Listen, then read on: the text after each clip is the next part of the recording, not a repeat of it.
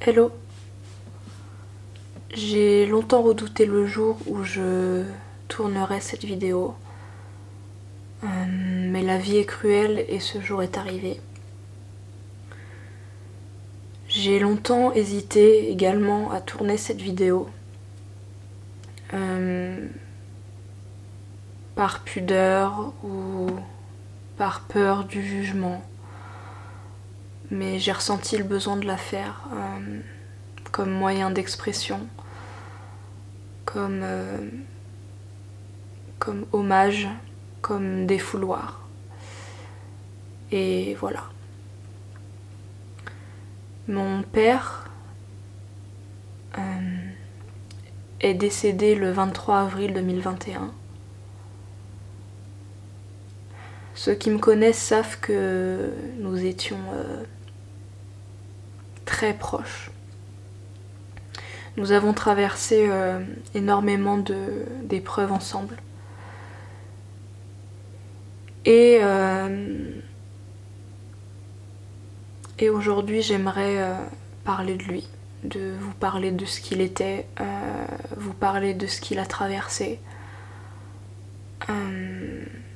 Parce que quand je pense à tout ça, il y a deux mots qui me viennent, c'est quelle horreur et surtout quel gâchis.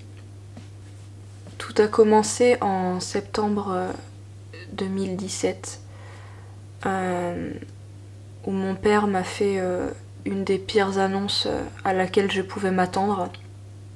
En fait, il faut savoir que quelques mois auparavant, donc 2 ou 3 mois avant septembre, il avait eu une grosseur qui était apparue sur son tibia, une petite boule au départ, et cette boule a commencé à grossir de jour en jour, de semaine en semaine, et arrivé en août, ça formait quand même quelque chose d'assez conséquent sur son tibia. Mon père était quelqu'un de très pudique, qui n'aimait pas se faire examiner, qui n'aimait pas trop les rendez-vous médicaux, qui souvent laissait traîner les choses. Et cette fois, quand il a vu la grosseur de cette boule sur son tibia, il a décidé de pas laisser traîner. Donc il est allé consulter pour savoir ce qu'il en était. En septembre 2017, je dirais fin septembre, mi-septembre, je sais plus trop, il m'annonce que cette boule qu'il a sur le tibia est en fait une tumeur. Et en fait, mon père avait très peur que ce soit un cancer des os, une maladie des os, et il se voyait déjà amputé de la jambe. Donc en fait, il a été très... mon père était quelqu'un de très pudique et il gardait beaucoup de choses en lui. Il parlait pas de ses craintes, il parlait pas de son angoisse, de ses angoisses. Et il a beaucoup pris sur lui pour protéger son entourage de ça. Donc il a fait ses examens et en septembre 2017, il m'a annoncé que ce n'était pas un cancer des os, mais qu'en fait sa tumeur était due à un cancer du rein.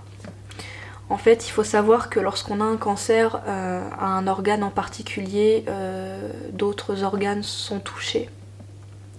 Et il faut savoir que quand on a un cancer du rein, les autres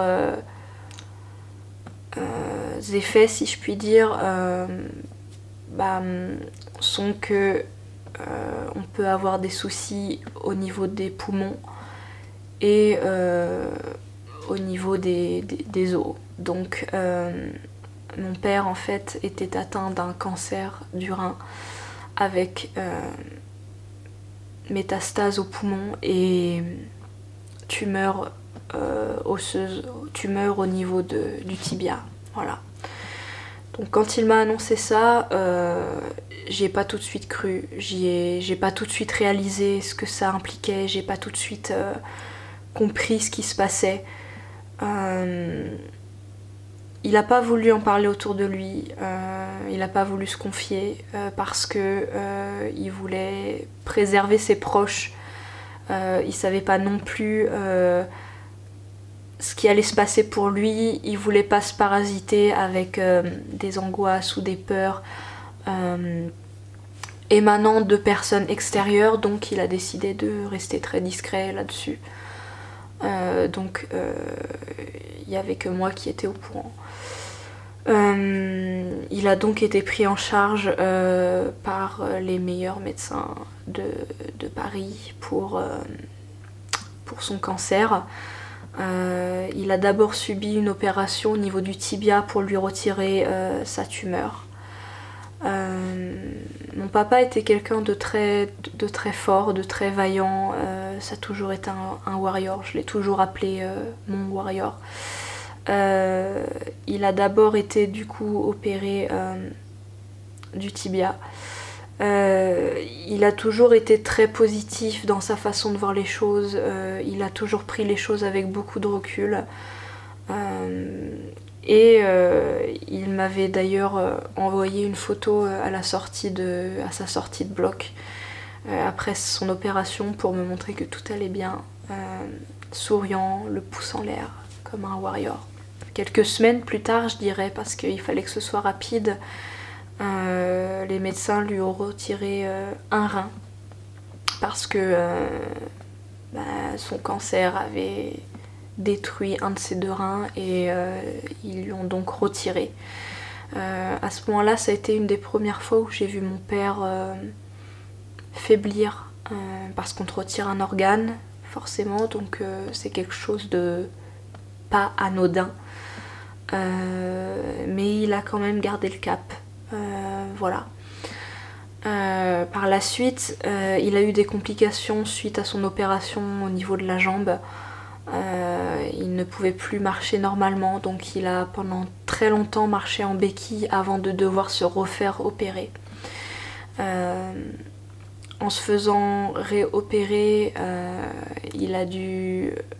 on lui avait imposé d'être en fauteuil roulant pour ne pas poser le pied par terre et pouvoir permettre la guérison totale de sa jambe. Il faut savoir que mon père a toujours refusé de s'arrêter de travailler pour pouvoir penser à autre chose, pour pouvoir tenir, et c'est ce qu'il faisait tenir. Son travail, c'était sa vie, c'est ce qui lui a permis de tenir. Par la suite, il fallait s'occuper de ses métastases au niveau du poumon. Et pour cela, les médecins ont décidé de lui faire de la radiothérapie.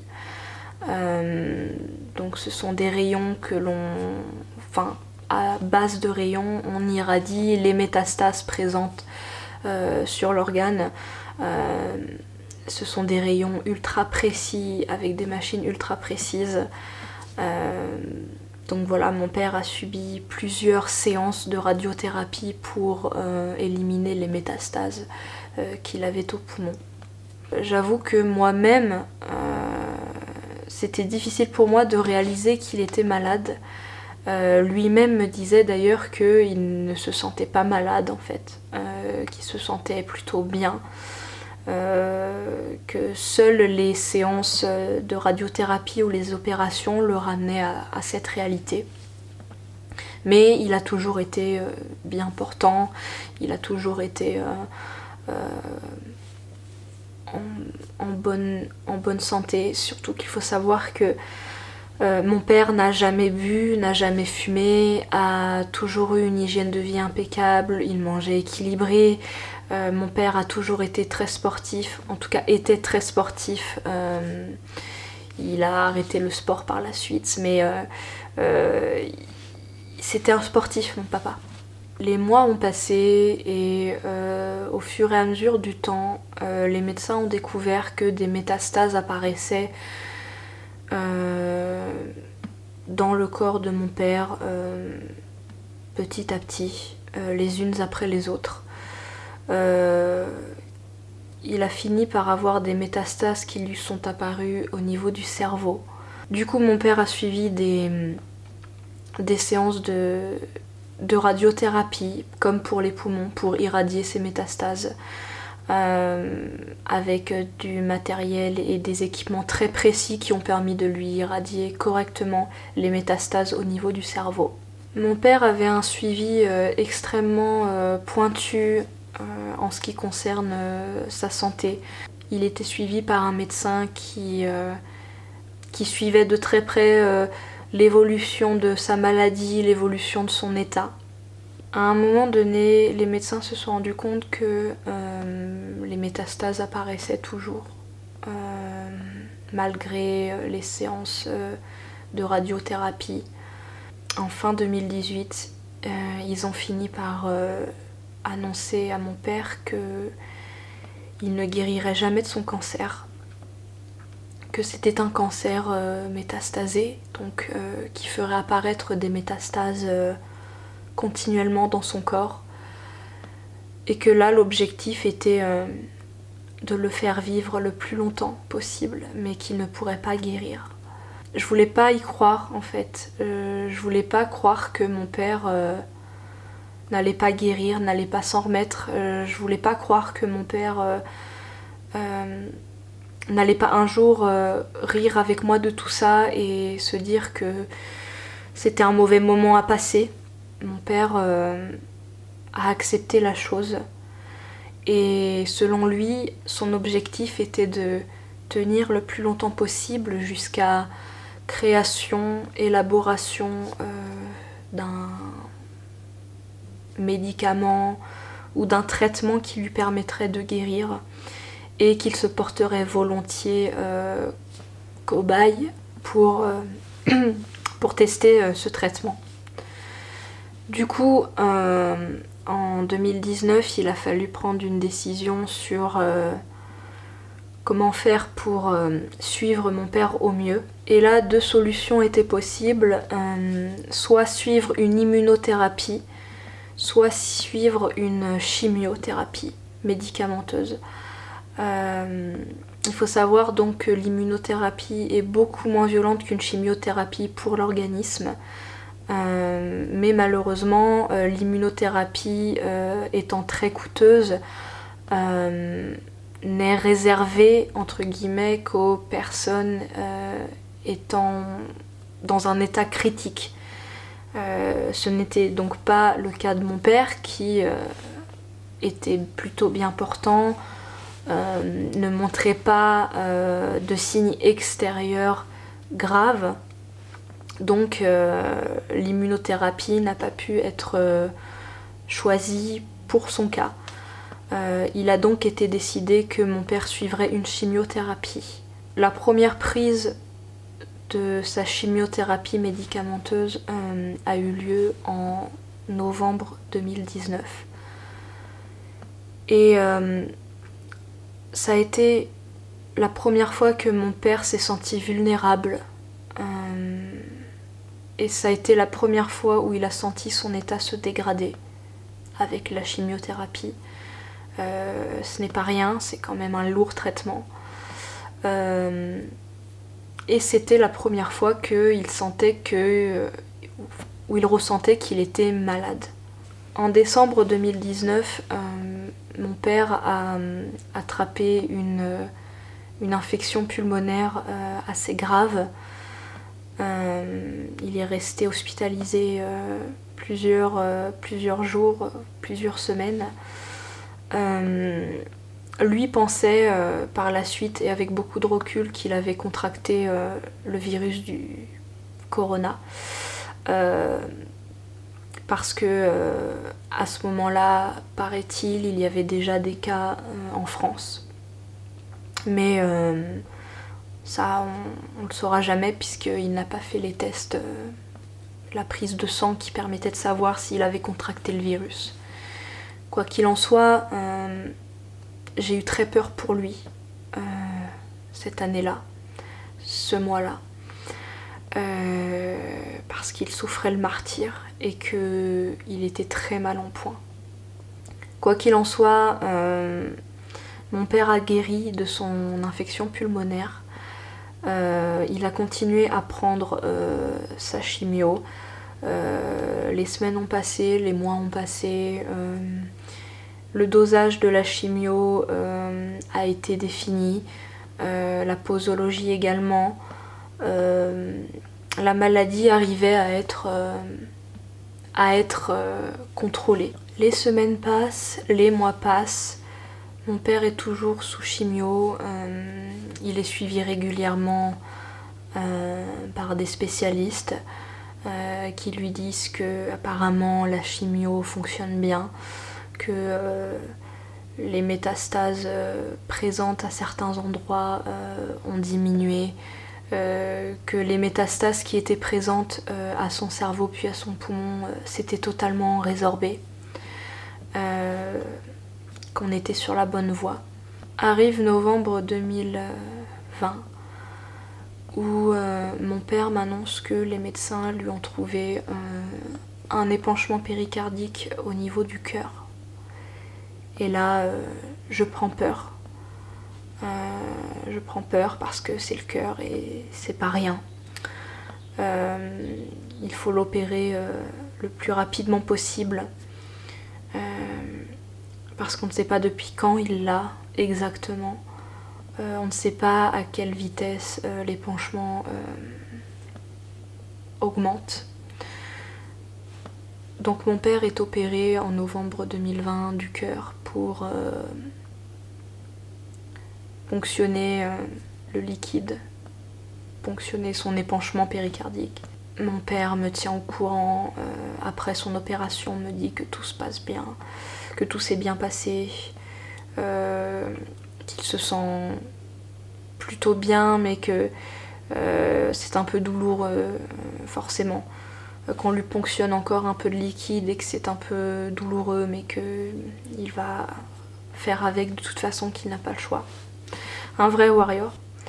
En décembre 2020, les médecins redécouvrent que mon père a un épanchement péricardique au niveau du cœur et l'emmène de toute urgence se faire opérer pour ça. Le temps passe et à partir de février 2020, je décide de voir régulièrement mon père, de passer plusieurs semaines chez lui pour pouvoir profiter de lui et prendre soin de lui tout simplement. Je le sens fatigué à certains moments, je le sens énervé à d'autres, je le sens à fleur de peau certaines fois, mais je le sens fort et combattant et je le sens positif et je le sens heureux d'être avec moi et nos moments étaient juste privilégiés, c'était des moments privilégiés que j'aimais par-dessus tout et j'étais absolument heureuse d'être à ses côtés et de profiter de lui. En avril, je décide de prendre le temps de passer 2 semaines chez lui. Il est bien, je le sens bien, il est en forme, il a une bonne bouille, il est heureux, il est bien, vraiment, il est bien. Le 12 avril 2020, il a rendez-vous chez son cardiologue, chez son oncologue, chez ses médecins pour un check-up complet. Les résultats sont nickel, on lui dit que c'est une force de la nature, que c'est un miracle, que c'est un warrior. En entendant les résultats de son check-up, je suis très heureuse, très contente pour lui et rassurée surtout. Le 12 avril 2020, c'est la dernière fois que j'ai vu mon père. Le 13 avril, je décide de rentrer chez moi pour gérer ce que j'ai à gérer. Et de toute façon, j'avais prévu de retourner le voir le 30 avril. Le 21 avril, on s'appelle en FaceTime. Je le sens bien, je le sens en forme. Il me dit tu es belle ma fille. Il me dit t'es très bien maquillée. J'aime quand tes cheveux sont comme ça. Il me complimente et ça me touche beaucoup. Le 23 avril, au matin, je décide d'appeler mon père et je tombe sur sa messagerie et je me souviens que le vendredi matin il est en séance, donc il ne peut pas répondre. À un moment donné, aux alentours de midi et demi, 13h, je reçois un appel d'un numéro privé et je ne réponds pas quand c'est un numéro privé. Et je vois que ce numéro me laisse un message. J'écoute le message et le message n'est pas très audible. J'entends une femme parler, mais c'est très furtif et ça raccroche très rapidement, donc je comprends pas trop ce que c'est et je décide de continuer ce que j'étais en train de faire. Je suis donc en train de me couper les cheveux. Et je remarque que le numéro privé a cherché à m'appeler une deuxième fois, puis une troisième fois. Je termine de me couper les cheveux et je remarque que j'ai une fois de plus un message vocal de ce numéro privé.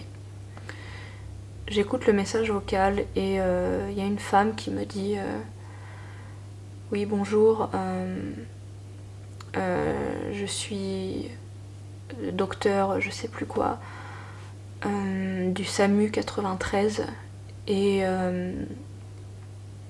il faut que vous vous rendiez d'urgence à Bobigny. Bobigny c'est le lieu de travail de mon père et j'ai tout de suite compris qu'il y avait quelque chose qui s'était passé. J'ai essayé de joindre mon père sur ses 2 téléphones, aucune réponse. J'essaye de joindre le lieu de travail de mon père, personne ne répond, je commence à m'inquiéter.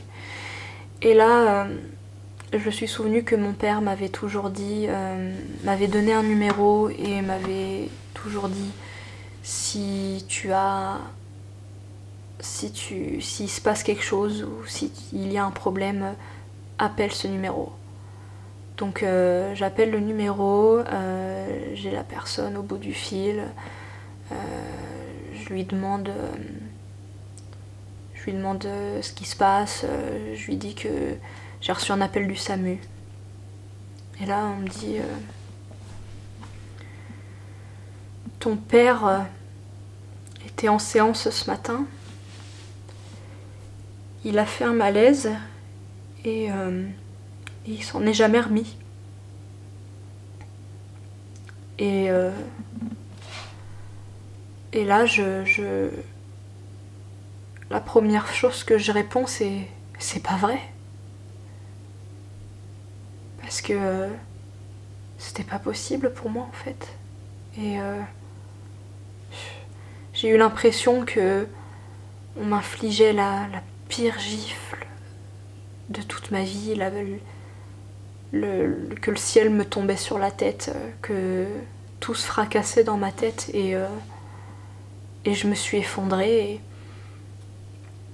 et je comprenais pas qu'il ait pu mourir alors qu'il était en forme.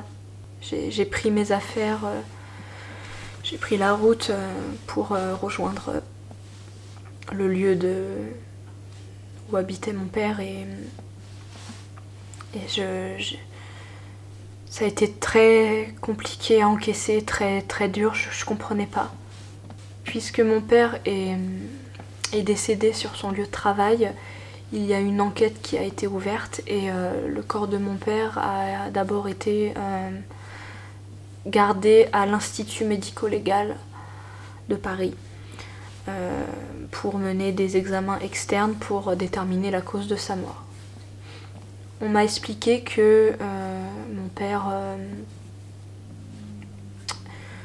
est décédé d'une défaillance cardiovasculaire. On m'a bien expliqué et les collègues qui ont pris mon père en charge pour lui prodiguer les premiers secours m'ont rassurée en me disant qu'il n'avait pas souffert. Et effectivement, quand j'ai vu mon père, il était bien, il était apaisé, il était libre. Ça a été très compliqué les jours qui ont suivi. Et les obsèques ont eu lieu une semaine plus tard. Alors, quand j'allais voir mon père au funérarium, ça m'apaisait de le voir et les employés du funérarium ont tous été extraordinaires, d'une bienveillance énorme et d'une empathie extrême. Donc oui, vous allez me dire, quand on est dans ce métier, c'est normal d'être bienveillant et d'être empathique. Mais quand ça va pas, faut le dire, et quand ça va, faut le dire aussi. Donc je le relève. Voir mon père, ça m'apaisait d'être près de lui, de le voir, de le toucher, de l'embrasser, de lui parler. Là où ça a été compliqué, c'est le jour des obsèques, de le voir avant fermeture du cercueil. Je vous avoue que voir mon père dans un cercueil, ça a été très compliqué pour moi. Très compliqué. Parce que je réalisais pas. Voir son nom, sa date de naissance et une date de mort sur le dessus du cercueil, ça a été hyper compliqué.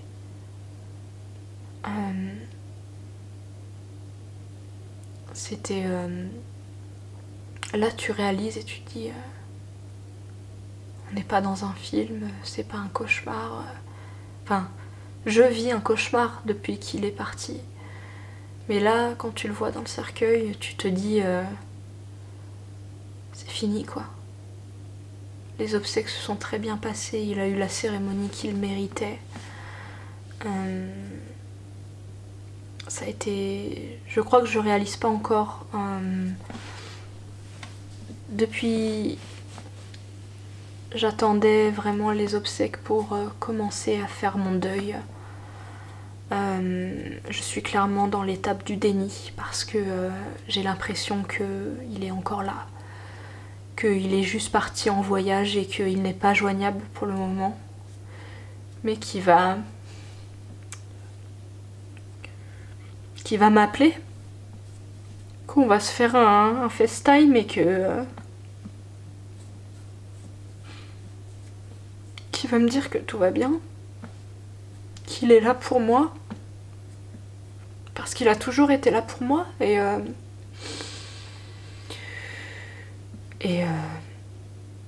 je voulais être plus là pour lui. Et en fait, je suis en colère aussi, parce que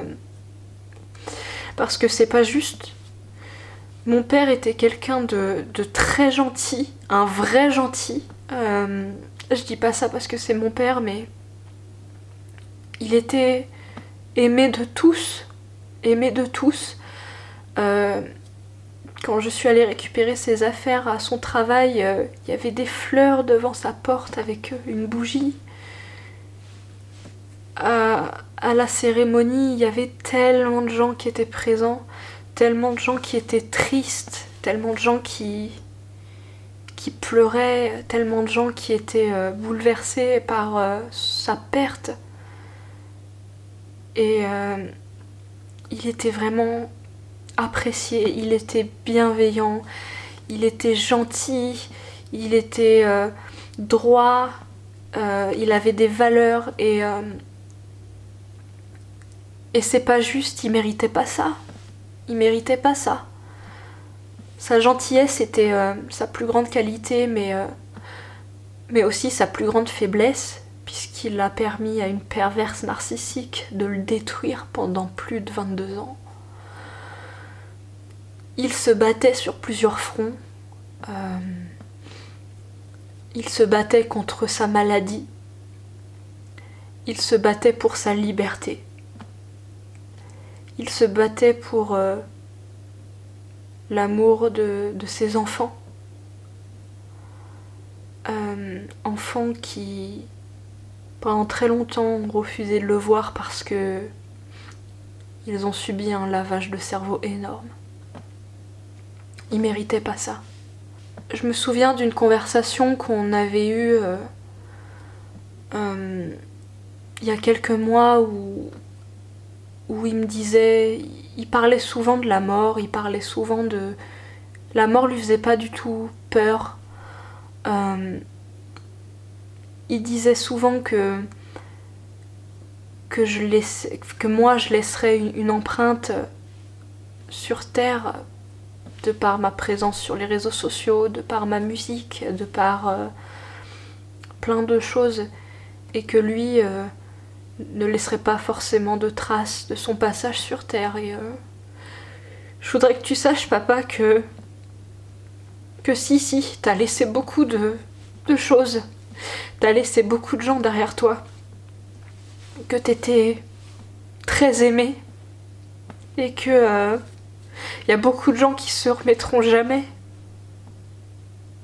de ta mort. T'as laissé une empreinte derrière toi. T'as aidé tellement de gens. Et moi, tu m'as tellement aidé. Tu m'as transmis tellement de choses. Tu m'as transmis ton amour de la musique. Tu m'as transmis des valeurs. Tu m'as aidé à m'apaiser ces dernières années. Et même si j'étais constamment en colère, j'avais cette haine et cette colère en moi que j'arrivais pas à extérioriser. Tu m'as aidé à travailler sur moi. Tu m'as aidé à m'apaiser. Tu m'as beaucoup aidé. On se battait l'un pour l'autre et maintenant je suis contrainte de me battre sans toi. Et tu méritais pas ça. Tu méritais pas qu'on te pourrisse la vie, qu'on te salisse. Tu méritais pas tout ce qu'on t'a fait. Les gens me disent d'être forte pour toi. Mais ils doivent pas se douter à quel point... ils doivent pas se douter de la relation qu'on avait, toi et moi. T'as toujours été mon pilier. Tu le sais, t'étais ma seule famille. Et je suis pas forte pour ça. Ce qui me rendait forte, c'était de te voir combattre. Et malgré tout, tu aimais la vie plus que tout. Et c'est pas juste, parce que y a des gens qui détestent la vie et qui ont rien demandé. Et puis t'as des gens qui font le mal et qui s'en sortent. Et toi, t'as jamais fait de mal autour de toi. Et j'essaye d'être forte pour toi, mais c'est compliqué. J'ai du mal à m'imaginer continuer dans un monde où il n'y a pas mon père. Même si c'est la suite logique de la vie que les parents quittent leurs enfants. C'était trop tôt, il était bien, il était en forme, et c'est arrivé si brutalement, et il était si jeune, il avait 58 ans. Il allait sur ses 59. C'est pas juste. Et je suis en colère de ça. Je suis en colère que ce soit tombé sur lui, je suis en colère qu'il ait subi... qu'on lui ait fait subir tellement de choses et que ce soit lui qui s'en aille. C'est pas juste. Je suis en colère contre tout. Je suis en colère contre la vie. Je suis en colère contre la mort. Je suis en colère contre cette perverse narcissique. Je suis en colère contre ce karma qui fait pas son travail.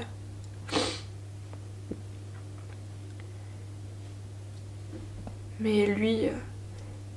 il est libre maintenant et on pourra plus jamais lui faire de mal. Et c'est ce qui compte pour moi. Même si j'aurais voulu le garder auprès de moi encore longtemps. Parce que j'avais tellement besoin de lui.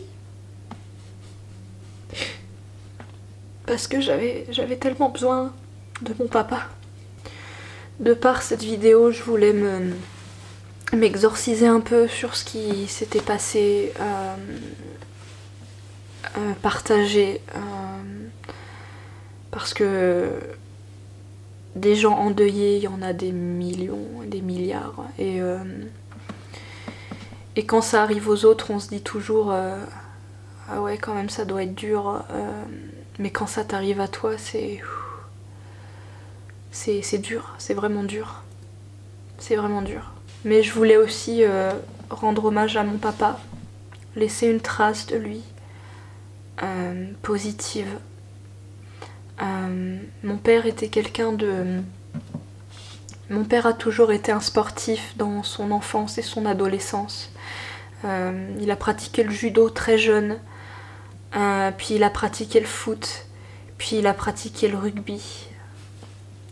Et je crois que j'ai hérité de ses épaules grâce au rugby.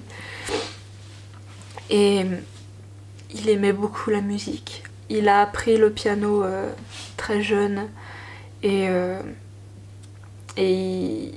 j'ai toujours souvenir de mon papa, même petite, en train de jouer du piano dans la maison avec le son de ce piano qui résonne et toutes ces fois où il jouait du piano et que je l'accompagnais pour chanter.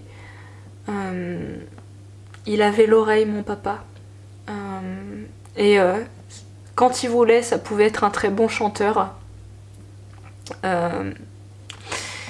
Et quand il faisait pas d'efforts, c'était juste ignoble. C'était quelqu'un d'extrêmement drôle, qui déconnait vachement et qui avait pas peur du ridicule, pas du tout. Il faisait toujours son show, partout où il allait, il faisait son show. Quand on était tous les deux, on faisait souvent les 400 coups. On aimait faire tourner en bourrique ses parents, mes grands-parents. Et puis ils nous voyaient tellement proches et complices tous les deux. Il était tellement drôle et il me répétait souvent tu vois ma fille, quand je fais le con comme ça, eh ben tu t'en souviendras même quand je serai plus là. Et oui, je te confirme. Ce qu'on aimait beaucoup faire, c'était il faisait l'imbécile et je le filmais. Et on faisait comme si c'était une série ou comme si c'était un sitcom et il faisait vraiment en mode allez, tournez, action. Enfin, on aimait beaucoup faire ça. Donc j'ai beaucoup de vidéos de mon père en train de faire l'imbécile. Et c'est ces souvenirs-là auxquels il faut que je me raccroche. Et j'ai tellement de souvenirs de lui en train de faire l'idiot. On a tellement rigolé aux éclats et il avait un rire tellement communicatif. C'était... Enfin, si tu voulais passer un bon moment avec lui, tu pouvais. Je vous laisserai avec quelques extraits de vidéos et quelques images de mon papa. Et juste avant cela, j'aurais à dire que tu vas me manquer, papa. Tu vas fortement me manquer. Et ton réconfort va me manquer. Tes câlins vont me manquer. Et ton rire si communicatif va me manquer. Et tu vas me manquer. Tout de toi va me manquer, papa. Et je t'aime plus que tout. Et j'espère que de là où tu es apaisé, libre et heureux. Je t'aime.